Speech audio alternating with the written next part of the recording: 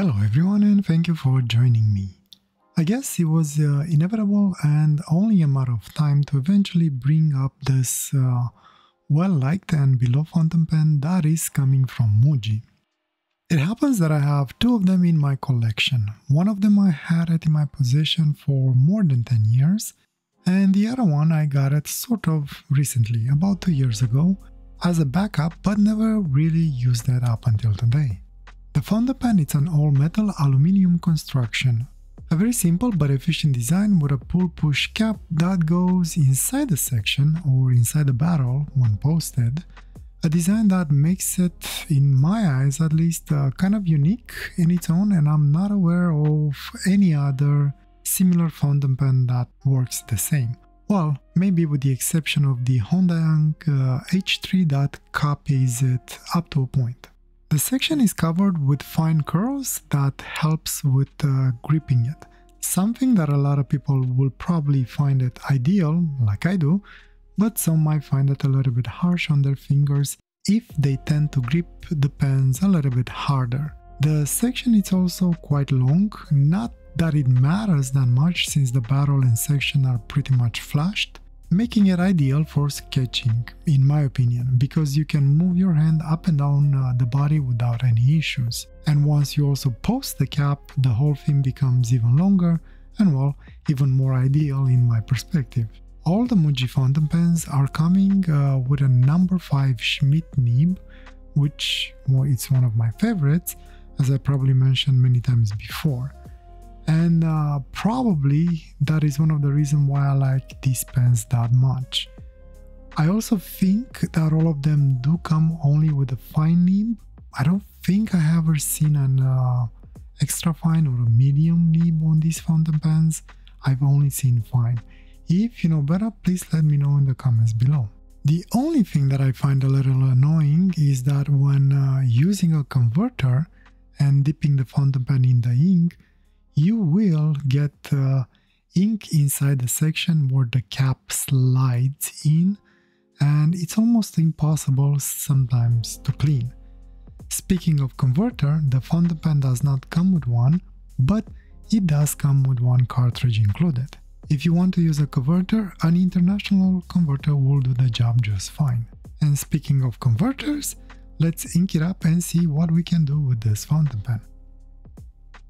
Today I will be using an ink that I have used a couple of times before. Hard to see from the bottle stickers what it is, because, well, the writing is kind of blending with the colors of it too well, but the ink's name is Banmi, and it's something that I got from AliExpress some time ago. This is the Banmi Permanent Blue Black. Filling it up was not really an issue, cleaning it on the other hand turned out to be a little bit comical. As mentioned, ink will get inside the channel where the cap slides inside the section, and it's kind of hard to properly clean it. As such, you will get inky fingers guaranteed when attempting to clean it. Probably the best way to fill it is by using a syringe. Fill the converter, then bleed some ink through the section, and then fill the converter again with the syringe. Once the comedy ended though, and the section was a little bit cleaner, I put the nib on the paper and it wrote without any fuss. This nib and ink combo on the MUJI paper felt a little bit dry, but ink was flowing without any issues on both sides of the nib, and it was giving me almost the same line width on both sides, with the reverse being slightly even more drier than the normal side.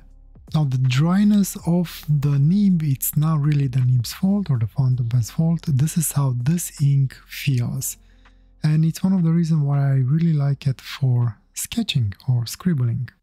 The nib in itself writes without any issues and is not really flexible in any way, but it does have a little bit of a small bounce to it and allows you some thicker lines on the downstrokes, but only because, well, you push a little bit harder on it and more ink is put on the paper. Don't push it too hard, it's easy to overdo it and ruin it. So all in all, everything went pretty good with the writing part. Let me get ready and start my scribble for today. Alright, Alright, the scribble for today. Well, was no plan, no hope. That's pretty much how I started it. I mean, it took me like 30 minutes to finally decide to build the courage and pick up the fountain pen and start putting lines on the page. But, well, I did it. Again, another day. Started on my usual routine when I don't know what I want to do, by adding some random lines on the page and then kindly build up on top of them. Once I started to have a grip of the direction I was going into, not knowing the final shape of things, I decided to switch gears a little bit and try something new. As you have probably noticed by now, I tend to have my scribbles a solid set on something, either grounded or hanging or something similar. I don't like when things just float on the page without a solid base to it, or at least with an indication as to what it's hanging on or what it's sitting on. This time I wanted to actually pin whatever shape I was working on to the page. Not sure how well that worked out in the end, but to me felt like it was attached to something at least, and not really floating in the air. Problem was that once I decided to pin it to the page, I realized that it would be kind of hard to put eyes on it, since in my eyes it became more like an ornament object that, well, was pinned to the wall. So I quickly sort of came up with an idea to draw the shape of someone or something that had a tint of creepiness to it. Not sure how well that one turned out, but I kind of like that detail of the scribble quite a lot, and in the end it feels to me like it sort of adds to it rather than take away. Other than that little detail was pretty much just building values and lines and trying to bring everything together in one shape like I most of the times try and do. It actually took me about 3 hours to finish this piece. I started somewhere around 11 or 10:30 p.m. and finished at like 2:30, 3 o'clock in the morning. The part that took me the longest, believe it or not, and I actually enjoyed the most without even realizing the time passing by, was towards the end when I started to add some wispy lines around the shapes that I had on the page to convey some sort of shadows maybe. I was barely touching the paper with the nib, and it felt like I could do an entire drawing just with this kind of lines. Would have probably took me forever to finish it, but I have to admit it felt very rewarding, and I might visit this idea sometime maybe in the future. The only thing that made me stop was the fact that I was getting tired and my eyes were kind of starting to, well, close off, and I realized that it was a little bit too late. So I kind of found an end to the scribble and then moved away. Speaking of the wispy lines, I'm not sure how well the camera captured them because they're very fine actually, but at the end I do bring the drawing closer for inspection to show them off if you're interested. In the end, I have to be honest, I'm not sure what I actually ended up with. I don't know what it is. It's kind of odd, maybe, and feels a little bit different than what I usually do. At least I think it does, but I kind of like it. I'll add it to my wins list for this year for sure. And with the maybe not so inspiring scribble aside, I have to say that I actually enjoyed very much the fountain pen. While I had some issues with the other two fountain pens that I used for the past 2 weeks, this one has absolutely no problems at any time, and it gave me what I wanted when I wanted without much of a fuss. I actually really like how this ink and nib combination worked on this paper. It felt a lot like a fine pencil to me, and that made me use it as one as well, hence the wispy lines at the end. It felt like I had so much control over what I was doing that I slipped into my pencil mode very quickly. Actually, that made me quite confused on what kind of lines I wanted to use for building up the values, random lines or hashing lines. Usually I use random lines for when I'm using a pencil, hashing more like when I'm using fountain pens or ink.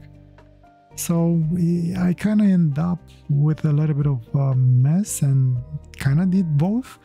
mostly because, again, without realizing, I did some hashes on the page and then tried to carry that idea in a few other places to balance it, but then it got kind of out of control and, well, grew into what you will see at the end.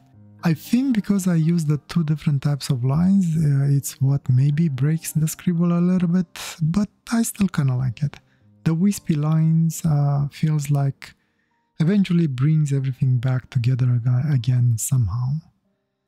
So in the end, for today, I was extremely happy with the fountain pen that I used and the ink that I decided to pair it with. I think that when it comes to blue-black inks, this ink from Banmi might actually be one of my favorites. I really like the shine that it gives in darker areas depending how the light hits it. Compared with the ink that I used last week, actually I do like this type of shine on darker areas. Anyway, with that said, I think I will retire for now and I will let you enjoy the rest of the time-lapse, and I guess I will see you next time. Hopefully. Wish you all the best and a wonderful day or night, wherever you are. Take care. Bye.